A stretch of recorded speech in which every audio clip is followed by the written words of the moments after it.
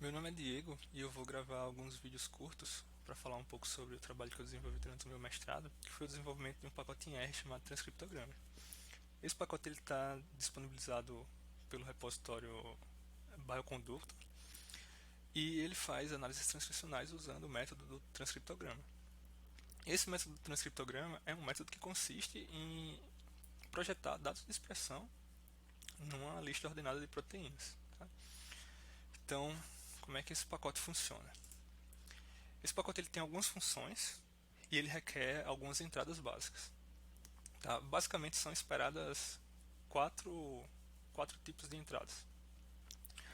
Uma dessas entradas é uma rede de interação, proteína-proteína, e que você pode baixar isso do StringDB e filtrar a rede de interação de algum organismo do StringDB por um determinado limiar de combined score. Então, por exemplo, nesse caso aqui, eu peguei a rede do Saccharomyces cerevisiae com as interações que tinham combined score maior ou igual a 900.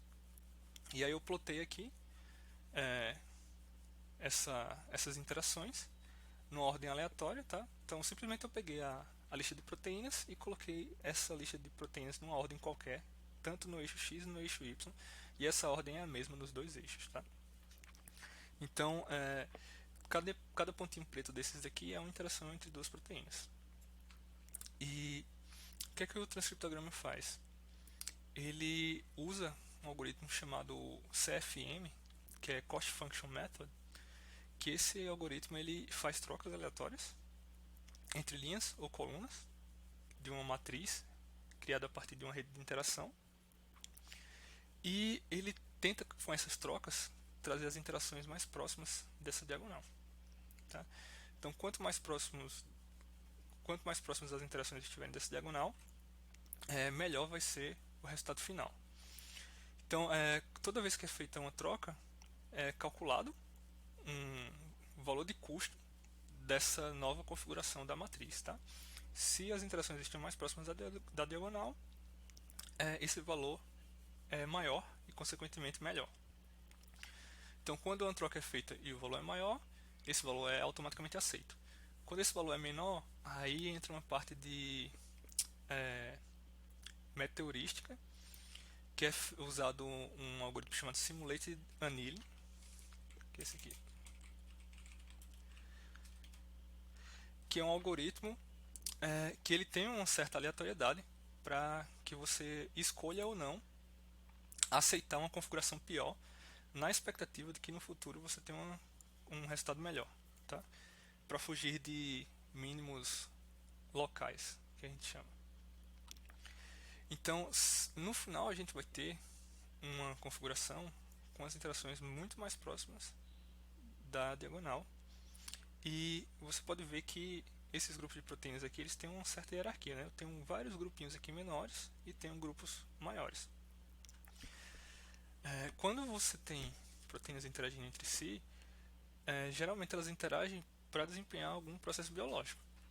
Então esses grupos aqui que foram clusterizados, eles estão funcionalmente associados, tá? E o transcriptograma ele aproveita essa ideia aqui para projetar os dados de expressão em cima, usar algum raio para selecionar um grupo de proteínas. Então, por exemplo, se eu usar um raio de 50, eu vou pegar um ponto aqui qualquer e vou pegar esse ponto, 50 proteínas para a direita e 50 proteínas para a esquerda. Então, por exemplo, se eu usei 50, eu vou pegar 101 proteínas.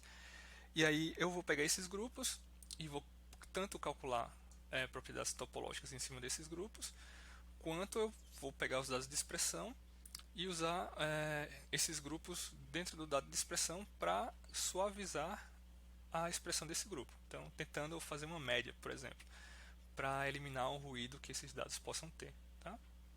Então, o transcriptograma ele é um pacote que ele precisa para ser executado de uma rede de interação proteína-proteína, de uma lista ordenada de genes. Tá? Dentro do pacote eu já tenho um dado de exemplo para a gente conseguir rodar a vinheta dele tranquilamente. Então, o dado de exemplo que tem lá no transcriptograma, eu tenho uma rede de associação do Homo sapiens, com Combine Score acima de maior ou igual a 900, que foi retirada do StringDB versão 11. Eu tenho a lista ordenada de proteínas gerada a partir dessa rede de interação, tá? Isso tem que ser igual, então eu faço uma verificação se as proteínas que estão aqui são as proteínas que aparecem nessa rede de interação.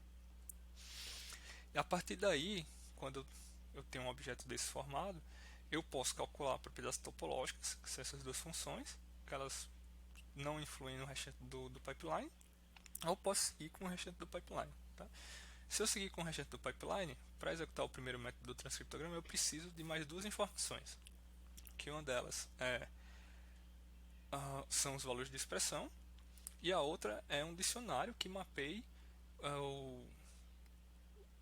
esses valores de expressão para as proteínas da minha rede de interação. Tá?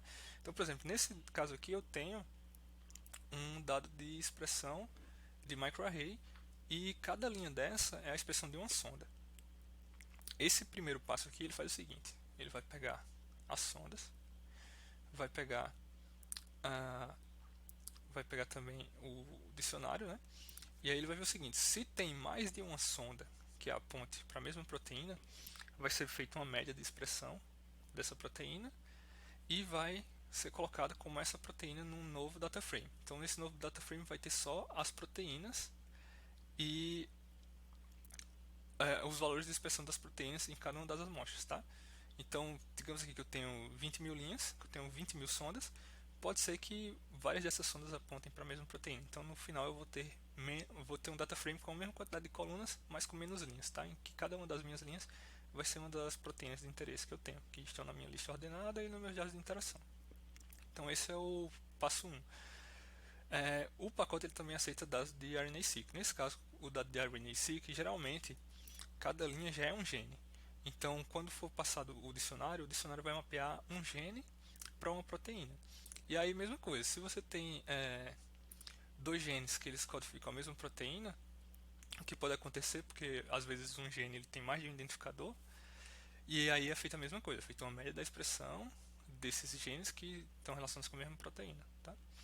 Então, esse é o primeiro passo. O segundo passo é, dentro dentro do dado de expressão vão ser selecionados grupos de genes de acordo com o raio que o usuário informa. Por exemplo, se eu passar um raio 50, vou pegar grupo de 101 genes.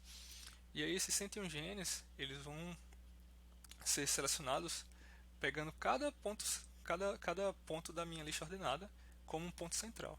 Então, se eu tenho 10 mil genes 10 mil genes ou proteínas na minha lista ordenada, eu vou pegar 10 mil pontos centrais.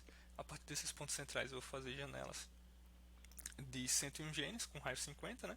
Aí eu vou fazer a média da expressão disso e atribuir essa média de expressão a esse ponto central, tá? Depois disso eu posso fazer a expressão diferencial, que é como a expressão diferencial que você já conhece. E aí eu vou pegar os genes que deram diferenciamento expresso, tanto up-regulated quanto down-regulated. Com esse resultado, eu posso plotar os clusters que deram diferenciamento expresso e também fazer o enriquecimento funcional desses clusters. Tá? Então, como são selecionados esses clusters? Depois que você faz a expressão diferencial, você tem os genes que estão no diferenciamento expresso. E aí, de acordo com o raio, eu verifico se existem dois genes que podem ser alcançados, dois genes que deram como diferenciamento expresso, que podem ser alcançados dentro desse raio. Tá? Então, eu tenho um gene na posição 10 e um na posição 20. Se o meu raio for 10, então eu vou pegar o meu gene, a posição de um gene, e tentar estender 10 espaços para a direita e para a esquerda. Se eu consigo englobar esse outro gene que está diferencialmente expresso, estendendo esse raio, então esses dois genes eles fazem parte do mesmo cluster. Tá? Então é assim que eu faço a clusterização. Eu faço essa extensão do raio para um lado e para o outro. Todos os genes que deram diferenciamentos expressos que são alcançáveis, estendendo-se o raio, eles pertencem ao mesmo grupo. Tá? Então com isso eu consigo separar grupos de genes E com isso depois eu faço o enriquecimento. Eu separo esses grupos e aí eu faço o enriquecimento, que é um pouco diferente do que é feito normalmente, em que você pega todos os genes e faz o enriquecimento de uma vez, tá? Contra um universo. Nesse caso aqui, eu faço cada grupo contra um universo. Tá? Então é assim que o transcriptograma funciona.